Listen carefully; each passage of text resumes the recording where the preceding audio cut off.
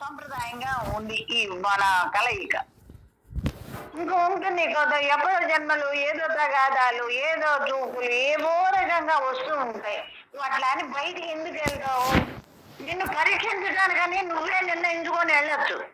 ఇప్పుడు మనం గురువు గారి ఆరాధనకి వెళ్తాం, అక్కడికి వెళ్ళినప్పుడు ఆ ధ్యాసలో ఉంటాం, అదిగానే ఉంటాం. కానీ ఎవరన్నా చూపులు చూసినా ఏదో చూసినా లోపల అన్నీ తెలుస్తూనే ఉంటాయి. కానీ మనం వెళ్ళింది ఎక్కడికి? మనం ఎందుకు వెళ్ళాము? మనకి ఇంత గొప్ప గురువు దొరికాడు, ఆయన ఉత్సవం చేసుకుంటున్నాం.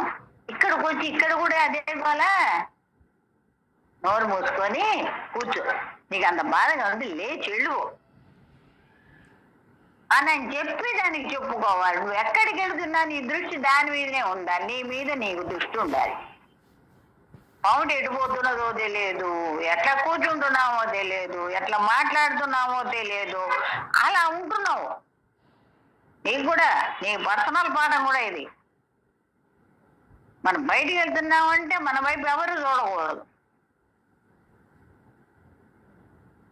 తను జాగ్రత్తగా ఉండాలి, నువ్వుగా ఉండాలి.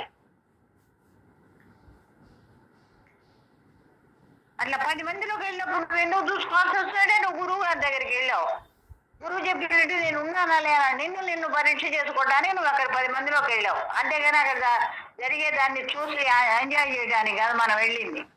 అందరం కలిసి కదా ఓహోహోహో అనుకోవడానికి కాదు మనం వెళ్ళింది. ఒకవేళ మనకి ఎవరితోటన్నా ఇదిగా ఉంటే వాళ్ళని పలకరించు, బాగున్నావా అని. అప్పుడు అది పోతుంది, అక్కడ నీ మనసు శుద్ధం అవుతుంది.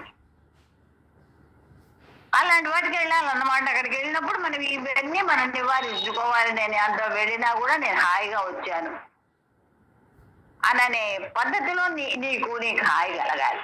ఆ హాయి, అట్లాంటి హాయి వచ్చినప్పుడు ఎప్పుడు నేను హాయిగానే ఉంటాడు. దీన్ని మెచ్చిపడ్డా. కానీ ఇవన్నీ ఇట్లా నువ్వు నిత్య నిరంతరము ఈ పంచ జ్ఞానేంద్రియాల్ని, కర్మేంద్రియాలని అన్నిటి నీ చేతిలో పట్టుకోవాలన్నమాట. వాటిని ఇష్టం వచ్చినట్టు వదలకూడదు. ఎప్పుడు ఎట్టించి వచ్చి దూరుతుందో తెలీదు. నీకు బాధ కలిగినప్పుడు శబ్దంలోకి వాళ్ళు అవతల వాళ్ళు వచ్చి నిన్ను కదిలిచ్చితే కానీ నీకు తెలియని పరిస్థితి ఉంటుంది. నువ్వుగా ఉండకపోతే. నువ్వుగా ఉన్నావు అనుకో, హాయిగా ఉంటావు, అందరినీ హాయిగా పలకరిస్తావు. వాళ్ళు